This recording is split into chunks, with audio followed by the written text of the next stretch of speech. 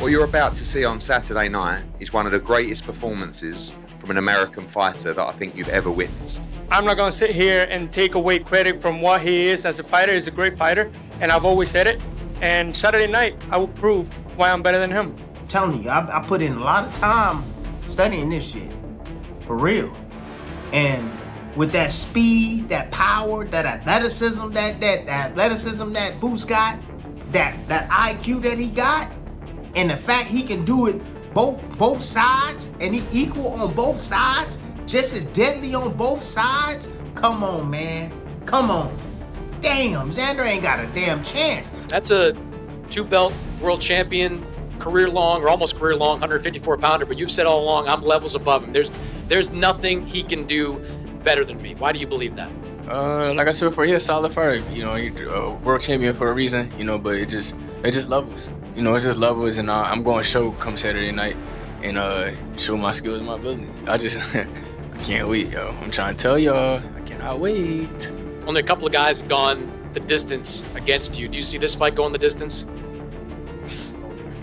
Y'all know my slogan, and now like a robbery. Me, by winner, by KO. All right, Xander, we'll turn to you. Big chance for you defending your titles. You've been just excited about this opportunity. Sitting there, big smile on your face. How are you feeling just 48 hours before this fight? Man, first off, I wanna thank the Zone, Top Rank, Matchroom. I also want to send a message to Venezuela. They had a big earthquake last night. I got a couple friends out there, so I hope everything is good. If you guys need any help, my heart is with you. You guys can contact me, and I will provide any help I can. With that being said, man, I'm excited. 48 hours, man, it's the dream. It's what you've been dreaming of since I was a kid, since I was 5 years old, wanting to be a world champion, wanting to be in big fights. And I get to do it. First pay-per-view, Barclays Center, New York. I'm excited. I'm gonna take over the world like I've always been doing. You know, he's been saying that he does everything better than you. You've been pretty specific about the things that you do better. You've called him flat-footed. You've called him in the past kind of a weight bully there. What are some of the things that you believe you do better? I think I do everything above everybody. I feel like I always make the adjustments, and that's what great fighters do. I'm not gonna sit here and take away credit from what he is as a fighter. He's a great fighter, and I've always said it. And Saturday night, I will prove why I'm better than him. You're obviously not going to reveal all your strategy here, but what do you got to do? What is the key to beating this guy? Be smart and have fun like I always do. Be smart, have fun, keep a smile on my face, and break him down little by little. How do you break down a guy like this? I'll show you guys Saturday night. Boots, do you think you can be broken down? Excuse me, what'd you say? Do you think you can be broken down by Xander? Man, this is just a fighting machine, man. Oh, and down he goes, and he is down. That's knockdown number 3. That was a smart move by Zayas, taking a knee. The corner of Zayas is up there, stopping the fight. And that is it. It's a pound-for-pound beatdown from Boots Ennis. What a pummeling, what a beatdown on the champion, the former champion, and Xander Zayas. And the new unified WBA and WBO super welterweight champion of the world, Jaron Ennis. Fight fans, welcome back. The boxing world was divided. Was Xander Zayas, the 23-year-old prodigy, ready to shock the world, or was Jaron Boots Ennis truly the most dangerous man in the sport? On fight night, all the talking stopped. Let's break down the reality check that shook the 154-pound division. Leading up to the fight, almost everyone in the industry warned Xander Zayas against taking this matchup. He was only 23 years old, a unified champion, and didn't have to risk his belts against a boogeyman like Boots Ennis. But Zayas believed he had the IQ and the footwork to expose Ennis. He demanded the ultimate test to cement his legacy as the next great Puerto Rican champion. You know, Xander Zayas has had a tremendous year, added 2 titles to his resume in the last 2 fights, and now he's here taking on Jaron Boots Ennis. A lot of people have said this is too much too soon for Xander Zayas. Do you feel that way? Doesn't matter how I feel. Doesn't matter what they say. the kid feels that he's ready for a fight like this. The kid and the people around the kid are absolutely convinced that he can do it, and this is boxing, and if a kid wants to take a chance like this, you have to support him.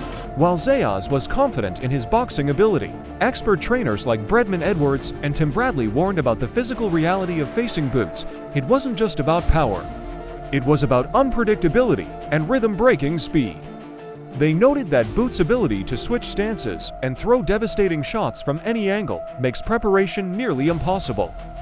Boots is an offensive-first fighter who is willing to take a shot just to deliver 3 of his own.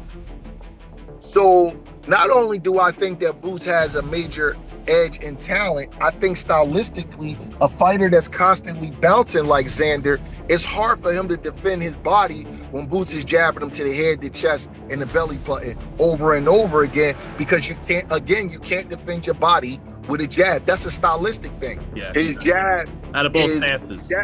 A jab is the most important punch in boxing. It's hard, it's fast, and I haven't heard anybody say this, it's rhythm breaking because he puts it in different spots. And Xander fights off the bounce. And when you fight off the bounce, it's hard to defend the jab to the body because you're bouncing. And the way that you defend the jab to the body oftentimes is to sit down on it and block it with your elbows, but that's very difficult to do if you're in a bounce. The fight delivered pure violence. In the 3rd round, Zayas actually found success, landing a massive right hand that visibly wobbled Ennis. For a split second, it looked like the massive upset was possible. But instead of holding on, Boots showed his dog mentality, choosing to stay in the pocket and trade.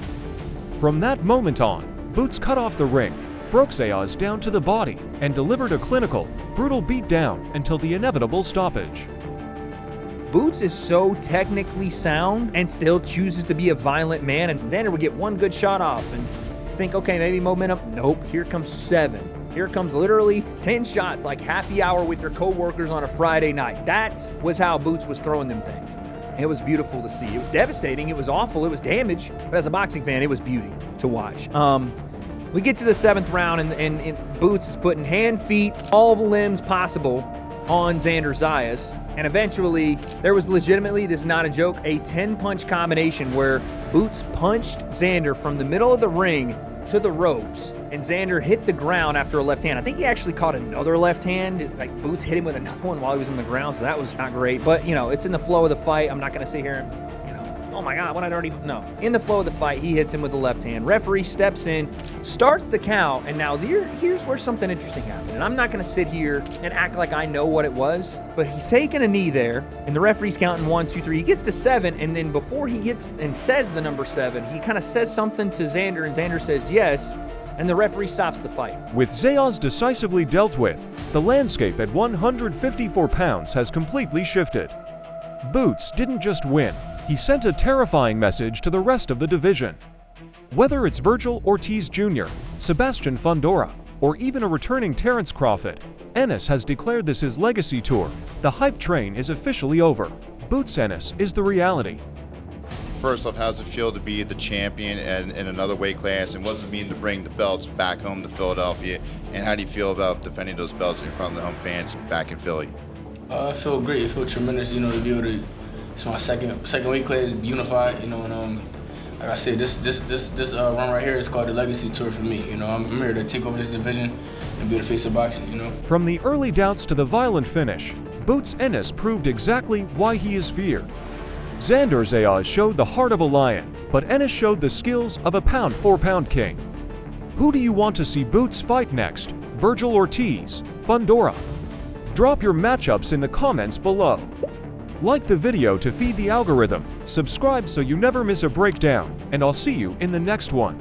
This is Fight Insight.